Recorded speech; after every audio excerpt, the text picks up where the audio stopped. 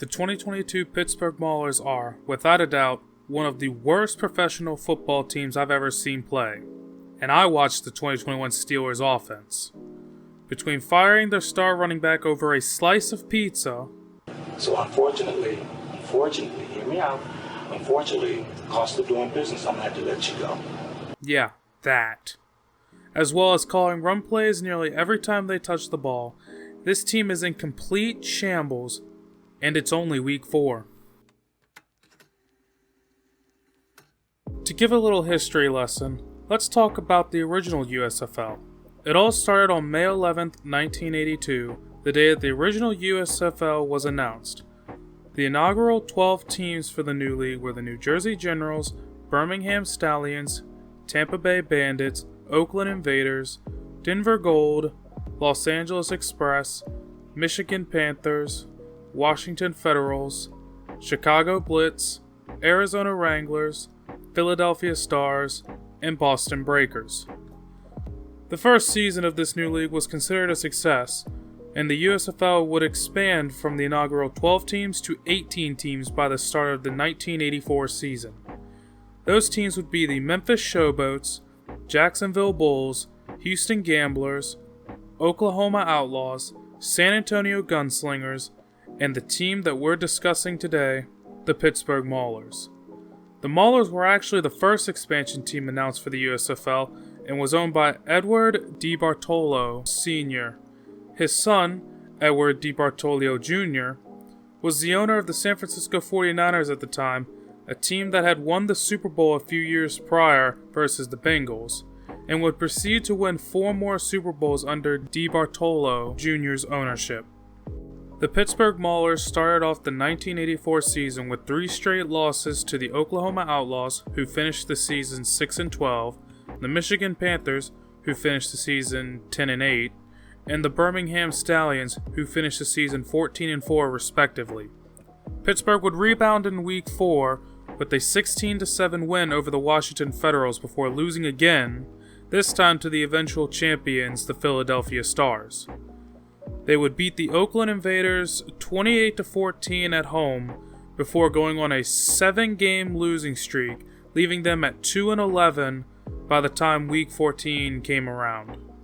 The Maulers would notch 1 more win against the Federals before losing 4 straight to end the season, leaving them tied for the league's worst record at 3-15.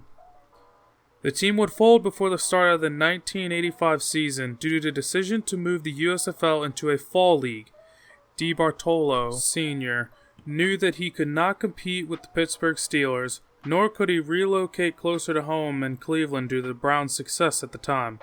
The league would also fold after the 1986 season due to multiple poor decisions, most notably for filing an antitrust lawsuit against the NFL, which they would only receive $3 in the judgment after they technically won the lawsuit. Now let's move to more modern times. Fast forward to November 22nd, 2021, and the reincarnation of the USFL would announce 8 teams to play in the 2022 USFL season. Those teams would be the Birmingham Stallions, Houston Gamblers, Michigan Panthers, New Jersey Generals, New Orleans Breakers, Philadelphia Stars, Tampa Bay Bandits, and the Pittsburgh Maulers. Notice how all 8 of those teams were originally a part of the first USFL back in the mid-80s. On draft day, the Maulers received the 7th pick of the first round, selecting Kyle Lauletta as their starting QB.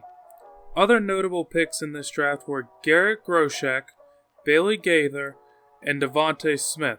More on him later. Before the season began, the Maulers were tied with the Stars for the 4th best odds to win the league at plus 550 according to Caesars Sportsbook. On the day of the Pittsburgh Maulers' first scheduled game against the Tampa Bay Bandits in primetime, a clip from United by Football, a docuseries based around the first season of the returning USFL, went viral. The clip in question showed Maulers running back Davion Smith getting cut by head coach Kirby Wilson due to Smith wanting to eat pizza instead of chicken salad. You heard that right. A player's lunch preference caused him to lose his job. This sparked a ton of controversy and memes across social media over the firing of Smith, which forced the team to issue a statement claiming that Smith had broken 3 team rules in the 24-hour span before the aforementioned clip, resulting in him getting cut. Davion Smith responded with a series of tweets claiming that he was unaware of any broken rules and that the team was, quote, playing with his character. With the controversy still fresh on everyone's mind, the Maulers suited up to play the Tampa Bay Bandits that night. The Bandits quickly marched down the field and scored a touchdown to go up 7-0. Pittsburgh would respond with 3 run plays for a total of 8 yards before punting. This would be the theme of the first half for the Maulers, as they would only gain 4 first downs the entire first half, while the Bandits would score a field goal and another touchdown, going up 17-0 at half. The game did not get any better in the second half, as the only point scored in the second half was a field goal by the Maulers, who would ultimately lose 17-3. The outrage and comedy made at the expense of the Maulers would continue for at least the next week as they prepared for a matchup against a fellow 0-1 team, the Philadelphia Stars. The Stars would struggle out of the gate, throwing an interception and fumbling the ball in their first 2 drives. Pittsburgh, however, would only capitalize on the mistakes once, as they would need 12 plays to move only 44 yards and settle for a field goal. Philadelphia quickly got back into rhythm, scoring a touchdown on 9 plays, only to follow it up with another touchdown after a 1-play drive for the Maulers ending in an interception. Pittsburgh would finally score their first touchdown of the season a few drives later. However, it did not come from the offense. Jalen McLean-Sapp would score a touchdown after recovering a fumble by Stars quarterback Brian Scott to make the score 14-10 in Philly's favor. The Maulers would score their first offensive touchdown on their next drive, taking their first lead of the season. Philadelphia would fight fire with fire, scoring a touchdown before halftime to make the score 21-16 going into half. Pittsburgh would be the only team to score in the third quarter, thanks to a 37-yard pass from backup quarterback Josh Love to Bailey Gaither. As we headed into the fourth quarter, it looked like Pittsburgh had finally figured out their offense and were going to win their first game of the season. After Pittsburgh had a failed drive to start the fourth quarter, Philly would score a 5-play touchdown drive, putting Pittsburgh down by 7 after a successful 3-point conversion.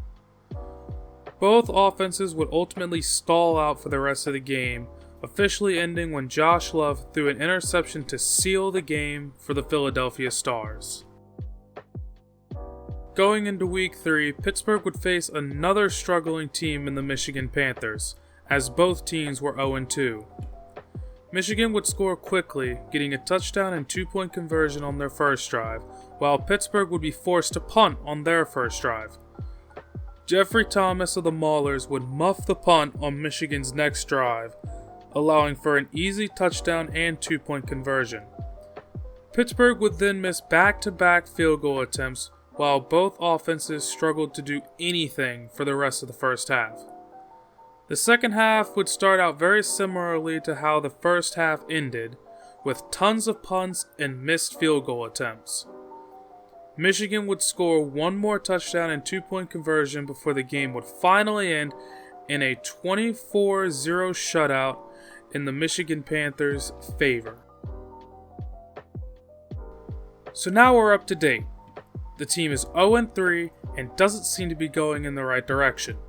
Kirby Wilson is proving to be the great value version of Urban Meyer, and morale is at an all-time low.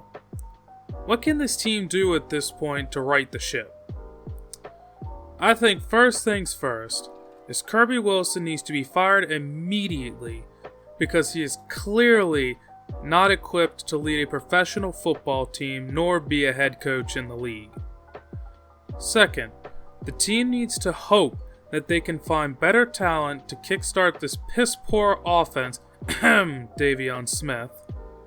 And third, the team needs to allow players to eat pizza instead of chicken salad if they so choose.